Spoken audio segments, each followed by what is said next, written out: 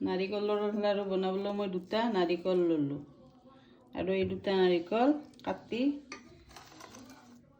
এনেকুৱা কৰি কলাবিলাক পেলাই ল'লোঁ। লৈ সৰু সৰুকৈ মিহিকৈ এনেকৈ কাটি কাটি মিক্সিত দিম।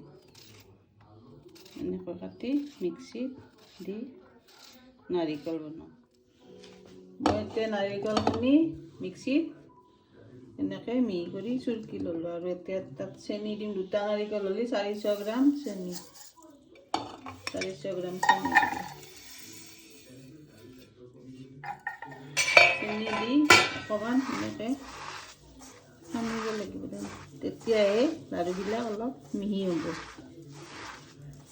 এনেকৈ সানি 2-3 মিনিটমান থৈ দিলে ভাল হয়। এনেকৈ সানি 2-3 মিনিটমান থৈ দিব লাগে। তাৰে পিছত ভাজিব লাগিব। এতিয়া মই নাৰিকলখিনি 2-3 মিনিটমান থৈ গেছত বহাই লওঁ। গেছটো একদম মজলীয়া হেৰিত দিব লাগিব, একদম কমো নহয় বেছিও নহয়, এনেকৈ দিব লাগিব। মই হাতত মোবাইলটো লৈ থকা অলপ দেখুৱাত অসুবিধা হৈছে।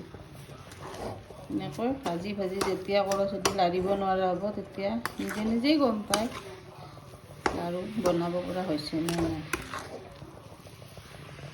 এতিয়া মোৰ 20-25 মিনিট পিছত লাড়ুখিনি ভজা হৈ গ'ল।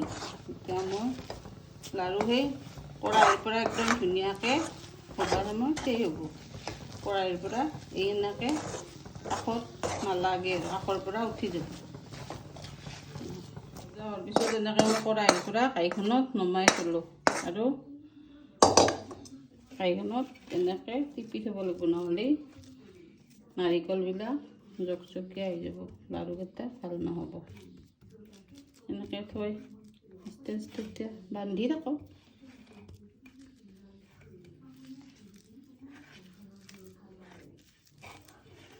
এনেকৈ অলপ মাৰি লৈ ধুনীয়াকৈ, তেতিয়া লাড়ুকেইটা ধুনীয়া হয়।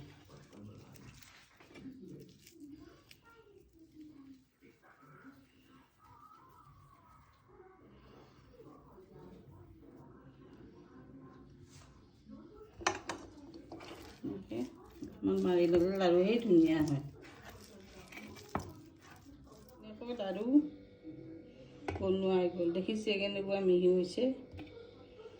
মুঠতে আধা ঘণ্টা 25 মিনিটত ধুনীয়াকৈ লাড়ু হৈ যায়।